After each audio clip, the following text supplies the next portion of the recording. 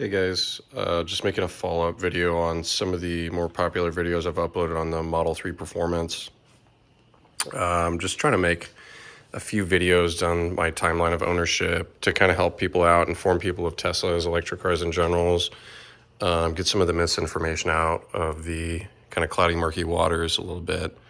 But more specifically, I'm just going to kind of talk about this car and run through some of the features and some of the lesser talked about items. Now, I know everybody on here has probably seen a million videos on Teslas, how fast they are, the insides, the outsides. I don't see very many walking through some of the more technical stuff like the user interface, maybe it's charging, maybe not all in one video. So hopefully this is kind of a quick video to showcase some of that stuff, but let's kind of get started here. All right, so one of the things I wanted to talk about is actually wireless charging. Typically, you're going to watch videos on what accessories to get for your Tesla. I've spent countless hours watching tons and tons of videos on YouTube about, hey, these are the top 10 accessories you should get, which are always floor mats, the screen covers, maybe it's wireless chargers. I want to talk about one thing in particular that I found as not only a safety issue, but it's a non-necessity, are wireless chargers, and I want to explain why. Okay, first off, you can see right away, this is a pretty clean, minimal setting in here. I'm talking about just lack of buttons, lack of accessories, it's very minimal. And what's handy on at least the Highland is you have these really well deep set, wow, it's also built into your car. They're wireless chargers, okay? So what you'll typically hear from YouTube influencers, because they're probably partnered with the Amazon affiliate link or the manufacturer to get kickback, is these stupid ass wireless chargers, specifically MagBack. And you'll see them kind of clipped here, or maybe it's clipped here to hold your phone. Maybe it's a pillar clip. Maybe it's some stupid clip. And I want to explain to you why not only is that a dumb thing to do, but it's unnecessary. Okay, numero uno, why it's dumb. First off, why do you need to be seeing notifications on your phone if you own a Tesla? Okay, to be more specific, I didn't know this stuff until I owned one, even though I watched countless videos, is you can actually pair your phone. Specifically, I'm talking about iPhones. I don't know about Android, but you can mirror the messages. Now, why on earth would you need notifications from Genshin Impact pinging in front of your face while you're driving, or your Zoom call with grandma? Why do you need to have your phone presented in a way where it's right, full and center, distracting you? And actually, it's just a distraction in general. It's probably illegal in some states. Not only that, but it's a wireless charger as well. Why can't you be utilizing the one down here? Also, your phone's gonna be in the sun, which, for the battery, it's not as good for your phone long term. Well, Dank Rage Rants. Well, I need to see maps because I'm a Uber driver. Okay, I'm gonna discount you on that. That's the only time I'm gonna write this off. Well, Dank Rage Rants. Google Maps is superior in every way, or I want to use my Apple iPhone because Apple Maps is better. I thought the same thing until I owned a Tesla. I was really worried about not having Apple CarPlay. So one of the biggest things that's dumbfounded me is how easy it is to use this system. And I'm going to showcase this to you with no phone. Navigate to Taco Bell. So it's going to bring up places of interest just like any iPhone or Android phone. You're going to click on the nearest one. And of course, here we go. If you have full self-driving, you'd of course just hit the self-driving button and it would take you to that destination.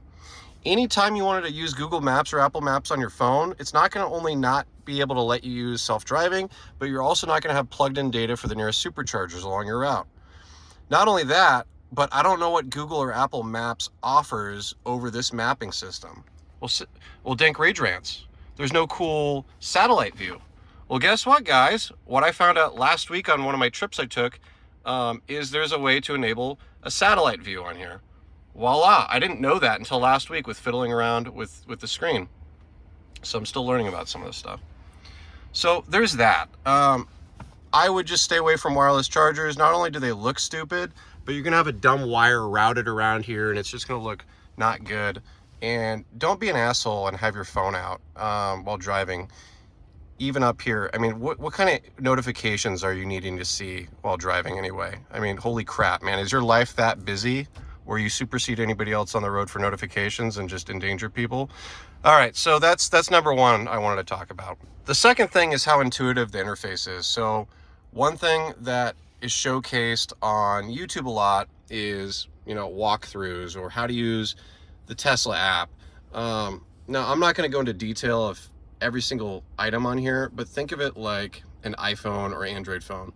You typically go into the settings once or twice and you configure everything in the way you want it. You leave it, you forget it. And the only time you go back is to reconfigure Bluetooth, Wi-Fi settings, maybe update your phone, maybe reconfigure your brightness, right? That's the only things you should basically ever need to go into the settings for once you've set it up, just like a regular phone. So the only times I ever typically go into the settings, and this is something I was really worried about because this looks super complicated on this screen, right? There's a lot going on. I got music going on down here. I got the state of my car going on up here because I'm charging it. And I got a bunch of settings. So to anybody older than me, I would be really just overcome with unwillingness to learn this. But the only time you're ever really going into settings is to initially set up the car.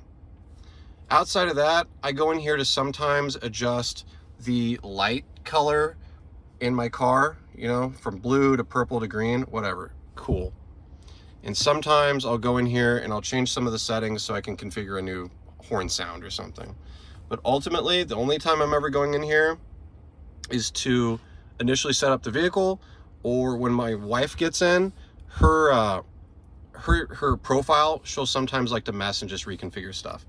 But this is something that initially worried me a lot, and once I owned the car for about a day, it really calmed down. I calmed down about it. It was not overwhelming at all. Speaking of being overwhelmed and stuff when first switching over from ICE to electric vehicle or fully electric, for those that don't know, I previously owned a Prius Prime, so I was kind of halfway in this segment already. But for most folks, they're going to be coming from an ICE vehicle or internal combustion engine vehicle. So think of it just like a phone on wheels. I'm not trying to dilute it or be rude to the Tesla community, but that's basically what this is. It's an extremely fast car, but it's an iPhone at the same time. So there is a slight learning curve, especially for anybody over the age of, I would say 50 at least. If you're in your 60s, 70s, maybe even in your 80s, this might be a vehicle that not only blows you away from a technological standpoint, but a learning curve there might be a little bit, just because there's some settings and stuff that you have to get used to configuring. Speaking of settings, that's something I wanted to talk about. So thank you to the community on YouTube for reaching out via comments. If the person that reached out via comments on one of my last videos is watching this, thank you very much. If you aren't already, please subscribe. I'm 8 subscribers away from being able to live stream on YouTube, which is just 50 subscribers. That is something I've been working towards for months because I want to just kind of be able to live stream for fun. I'm not doing this for monetary gain or anything like that. This is just for fun.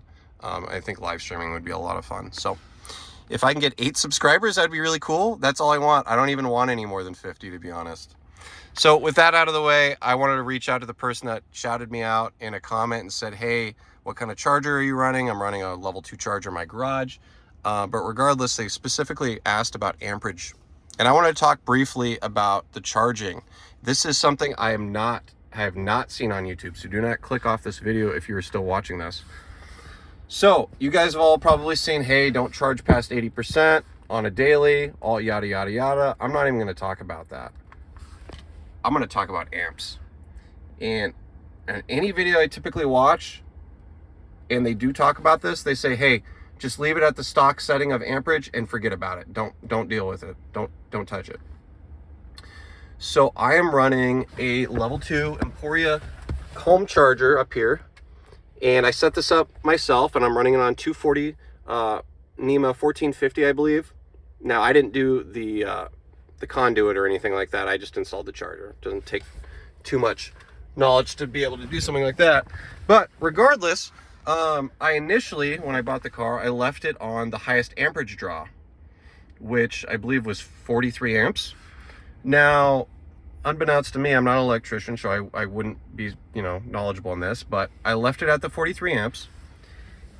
I left this on the settings in the app at 43 amps. Now, assuming it was drawing 43 amps, a 1450 NEMA line isn't supposed to draw that many amps for, you know, hours and hours and hours, because it's typically used for dryers, washers, that kind of stuff, right? Or dryers.